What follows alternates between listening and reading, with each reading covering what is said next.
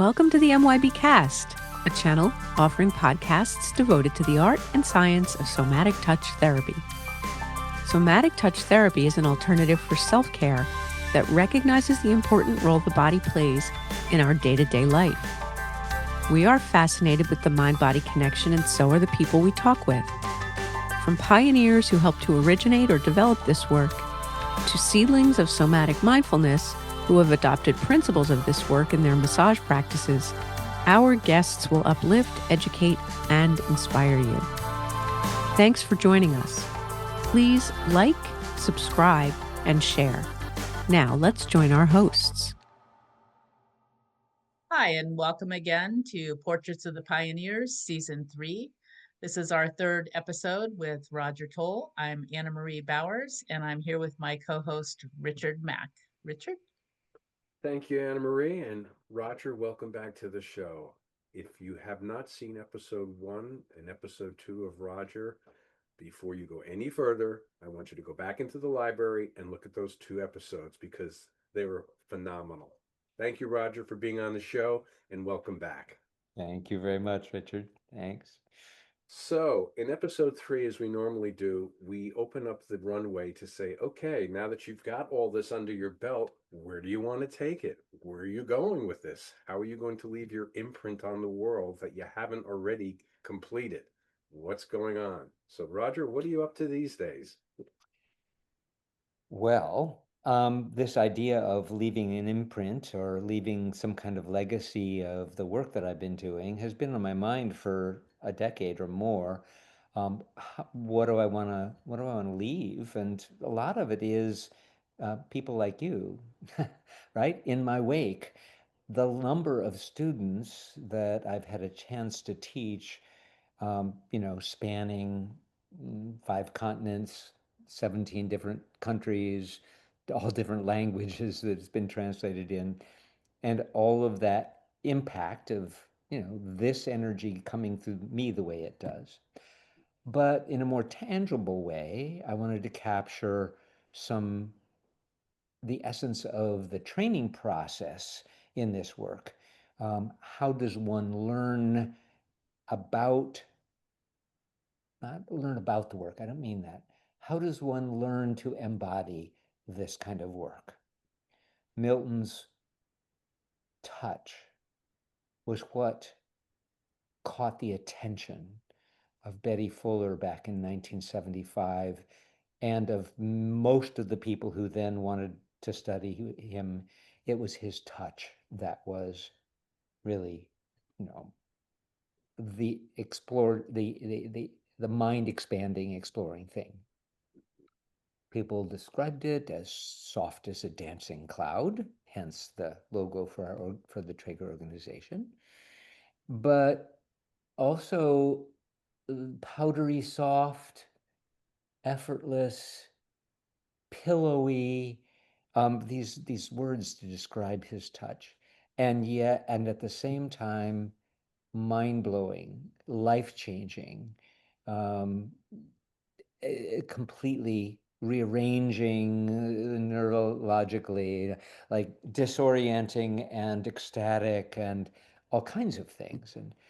And certainly my experience of his touch, most dramatically when I was a demo model for a class back out in California, and he had the New York Dancer on his table, and he had fun with my body, and because it could pretty much do everything.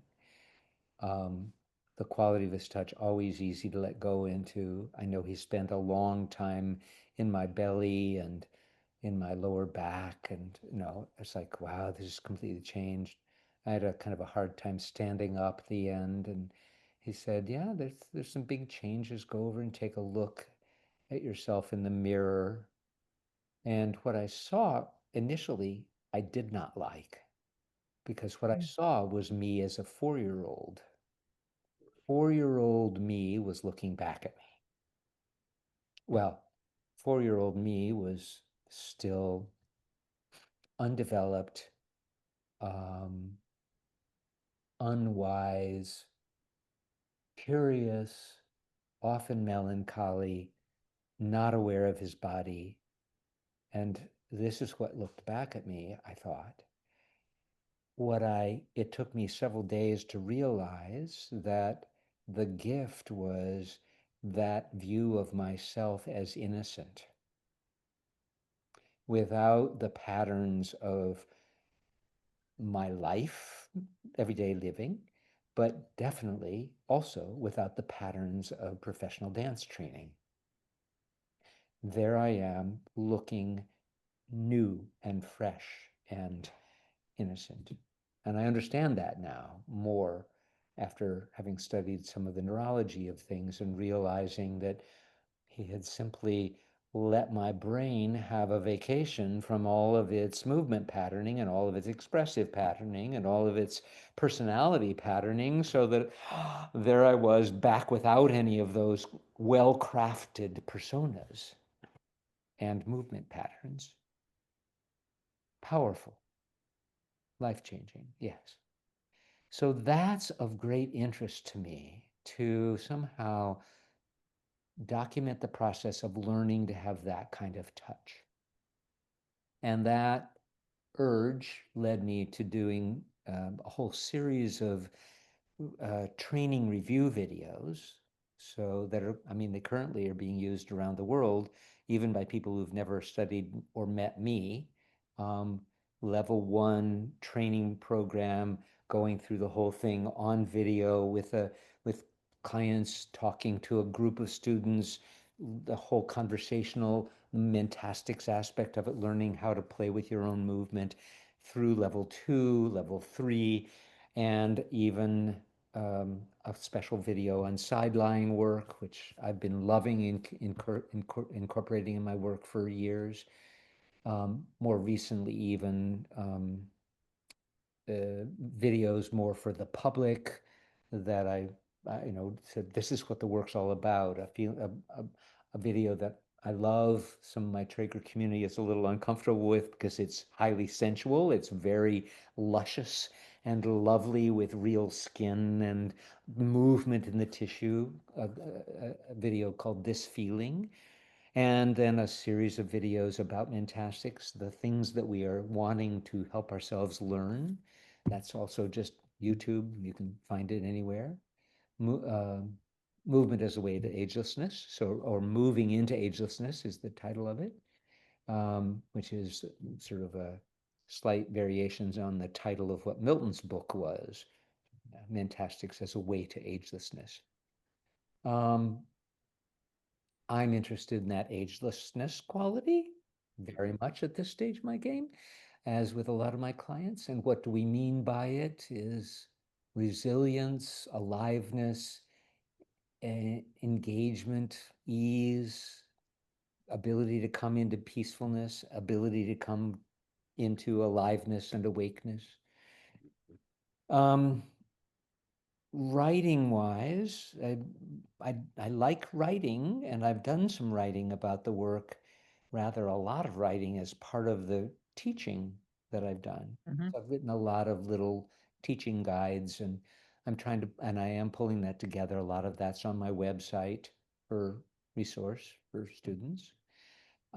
More recently, or most recently, I honed this pattern of teaching mentastics over all those years, starting with dance, right? Way back when in the mid 1980s, as I incorporated Milton's principles into training dancers, and then into movement and transformation, and then into mentastics as a training, as a part of the training program to help people learn to touch and move their clients and to get into a state of deep openness and receptivity, state Milton Traeger called hookup, that I mostly referred to now as somatic presence or embodied presence.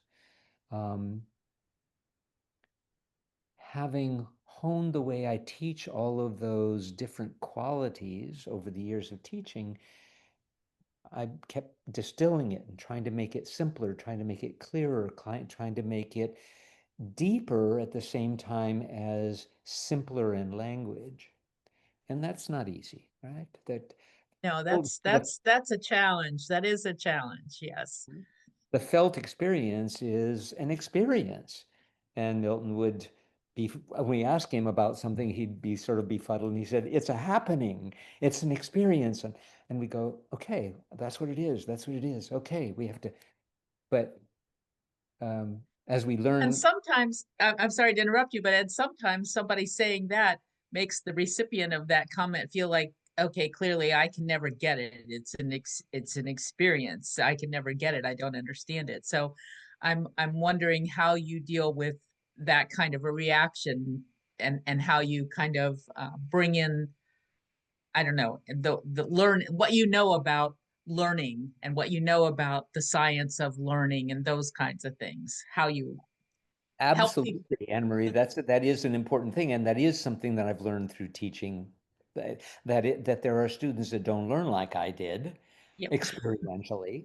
There are many students who need a visual reference. They need it really clearly just demonstrated, and others that need much more the verbal sense. They need the words. Their conscious mind wants to know what's happening before they will allow themselves to have an experience.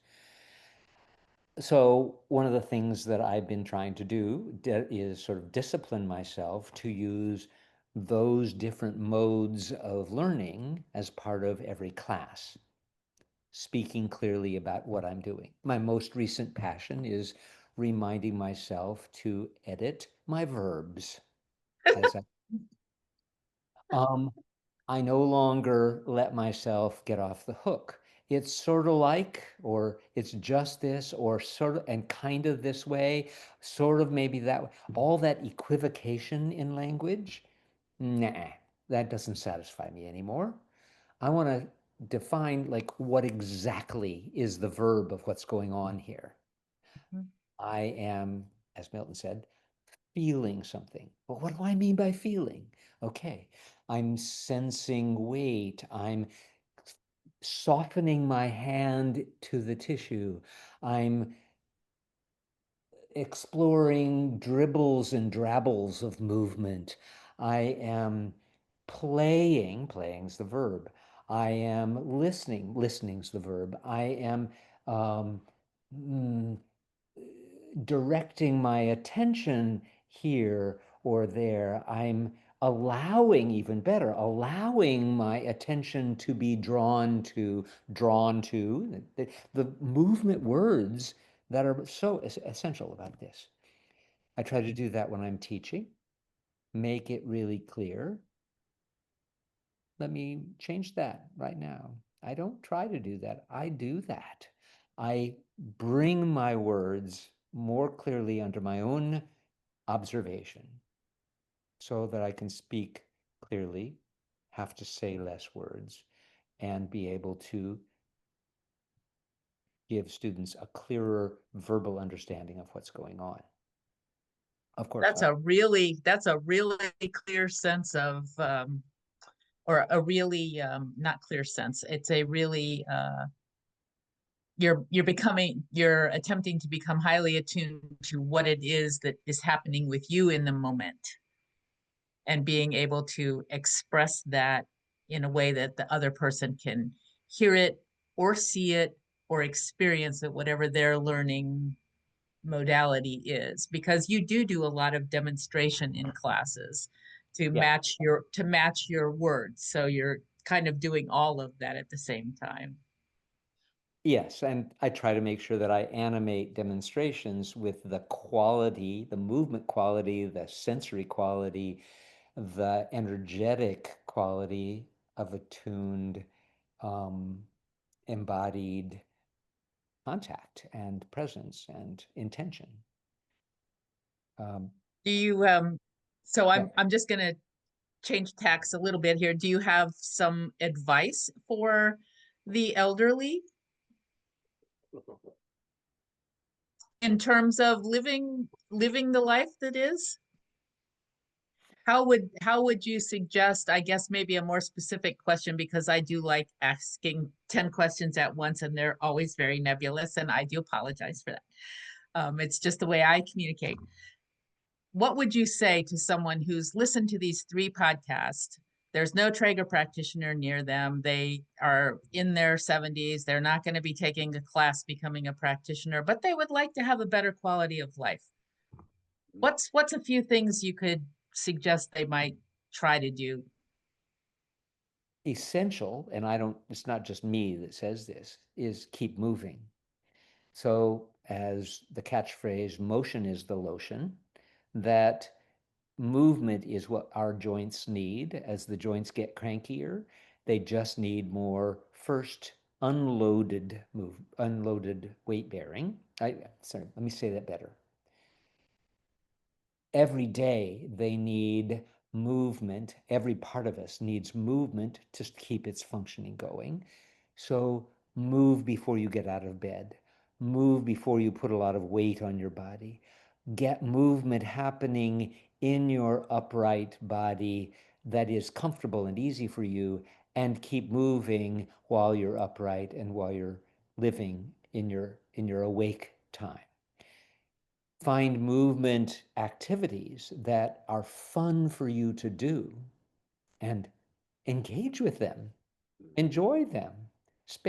That is the verb, enjoy movement in your daily activities that is of interest to you. That'll work wonders. I can talk about the neurology of the joint structure and how the act of a little bit of movement begins the synovial fluid coming back into the joint after a nighttime of pulling away to be recharged, so to speak, or renewed. It has to kind of find its way back into those joints. So you have to move them before you put your weight on them. That's a big piece. So But how would you speak just to, go ahead. not just Go, moving, but also finding ways of being really comfortable to be quiet and stay in a conscious, aware observation of yourself quiet. That might be meditation or prayer. That might be a very quiet Tai Chi process or something. But it could just as easily be sitting by a stream and getting quiet to listen to the sound of the water moving. Any place that sitting in your backyard, just listening to the birds and watching the grass grow, watching the changes in the light as the day changes. These are things to enjoy, to invest time in when you don't have a lot of other activities that are demanding for you. Yeah. what would you say to a young person?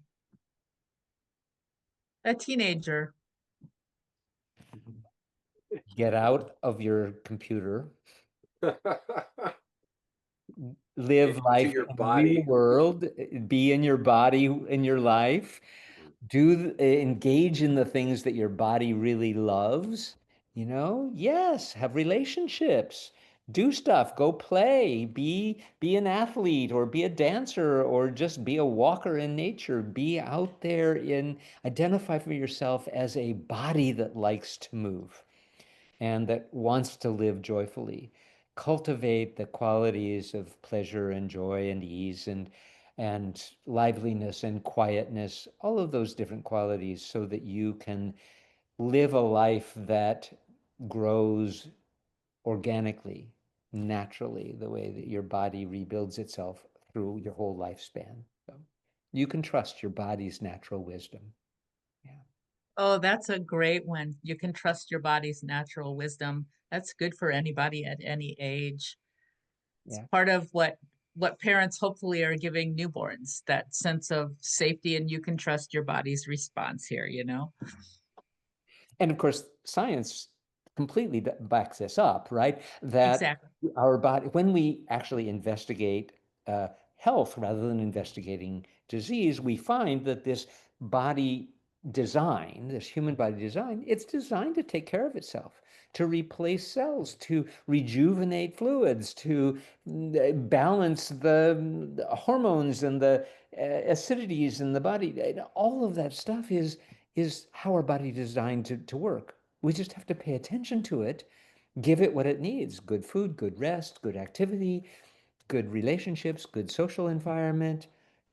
the best we can do and let our bodies do their natural thing. I think that really hits it right on the head. I mean, the end of the day, it's your body.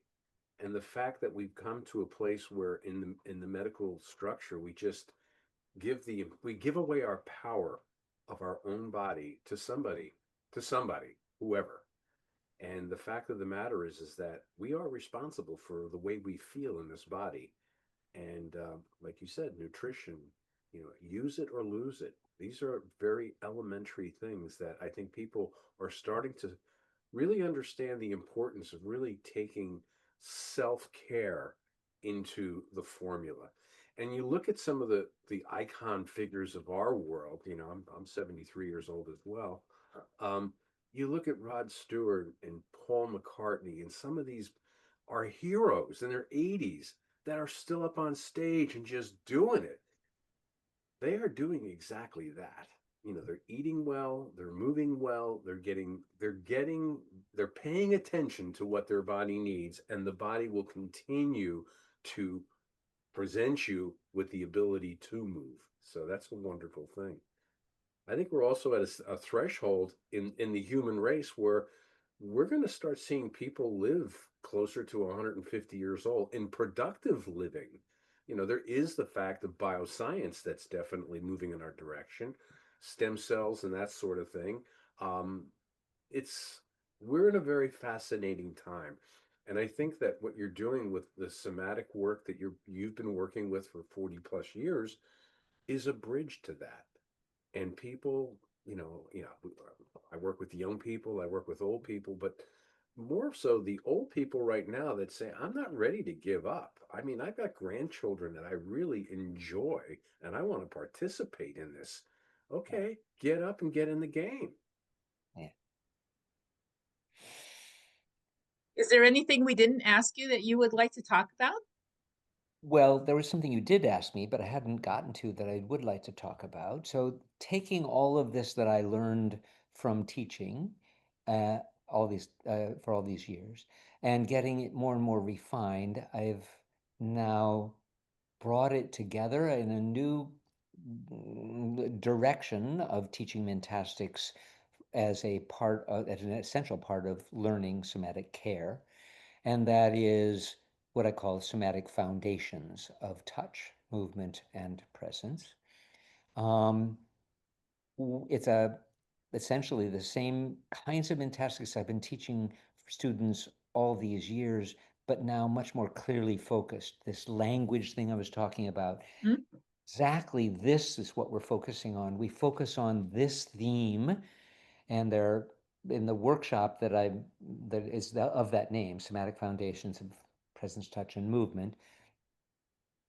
I go through 7 very important themes in the somatic world, particularly the Traeger portion of that somatic world, and there are a lot of it focused on developing the quality of touch that is essential to being effective with clients.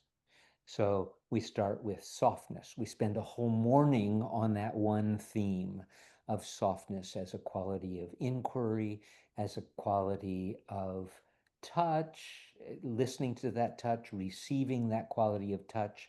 What's the impact of that? The sense of safety and support that arises from softness. The second segment is on weight. I've already talked about the importance of weight and understanding how we can both release weight, let go of the excess weight we carry around in our tensions, and also how we can engage with somebody else's weight without taking on extra effort for ourselves, but just mentally it's sort of a mind body or somatically understanding that touching someone with the intention to feel the weight of the part of the body is a transformative experience for the client. A theme of waves, fluidity, feeling what is liquid in the body, because we are heavily liquid. As Betty Fuller used to joke, we are seawater that wrapped itself in a cell membrane and figured out how to stand up and walk on dry land. Yeah, we are walking bags of seawater. And yeah, we take that image, we play with that, we find that as a quality of mind, fluidity, allowing things to change, a quality of movement, playing with fluid movements in various directions, and a quality of touch that we can sense with and sense into, and that is also transformative when somebody feels it. Fourth theme is connection. How do we really connect to ourselves deeply? How do we connect to another person energetically? What's the quality of feeling our connective tissue? So that generic word connective tissue that we can also call the fascial network that is everywhere in our bodies. And Milton's essentially simple idea of taking the slack out of that connective web to speak to the whole from wherever we're speaking, to have the listening conversation through an expanded web, and how that transforms the experience of the receiver, how it gets harmonized, how the waves make sense when we take the slack out, how the weight gets transferred when we take the slack out, how softness works its way deep into the internal structures when we take the slack out. The fifth theme is play. And I love it when we get to that in the class. We take a whole segment, a 3-hour segment, to just explore what play is and why it's so important. That we all began our human lives by doing nothing but that. That was the verb going on. We were playing with this, that, and the other thing. We were playing with our own bodies. It's a process of deep investigation, curiosity, discovery, and it's the essence of various artistic forms that involve improvisation. So, various kinds of improvisation in music, in dance, in theater, and so on. The play, the exploration that makes it rich and comes out and comes alive. And the sixth theme is pause. Why it's important to put cadences in our conversation, why it's important to leave space in our lives, why it's important, and how we can invest in moments of quiet in the midst of being a practitioner working with a client, and why it's important that we allow that empty space and we give it value. What happens in the pause in the brain? How does that reawaken parts of the brain when we let the movement die out slowly, leave space, let the movement return in slowly? That cadencing of movement in life and the sense of daily life needing a deep pause, awake, not just the pause of sleeping, we need that, but we also need awake pauses as part of a daily practice and as part of our professional practice. And then the seventh theme we spend in a 4-day workshop, we spend with the last day on authenticity, being real. I have all the experiences of my life in my background. I welcome them and remind them that they're in the background. And when I'm listening to my client who's here in the foreground, I want to be authentically present with them. Listen, watch, observe, sense with my hands to help them feel that I was authentically there with them in their experience, and that in that we came together and had some kind of useful conversation. That if my students are brand new to touch, letting themselves be brand new, that's real, that's authentic. Not trying to be beyond yourself, not trying to do things you don't yet know what you're doing with or why you're doing them or how you're doing them, not investing in a persona that's not you, but just let yourself be authentic, be there, be really in front of your class, in front of your client, most powerfully by being curious about them. That's the biggest gift we can give them our full attention, our curiosity, and our fully embodied presence for them to bathe in and connect into. So with those 7 themes, I created a little booklet, which is on my website. So you can find that easily at rogertolle.com/somatic foundations.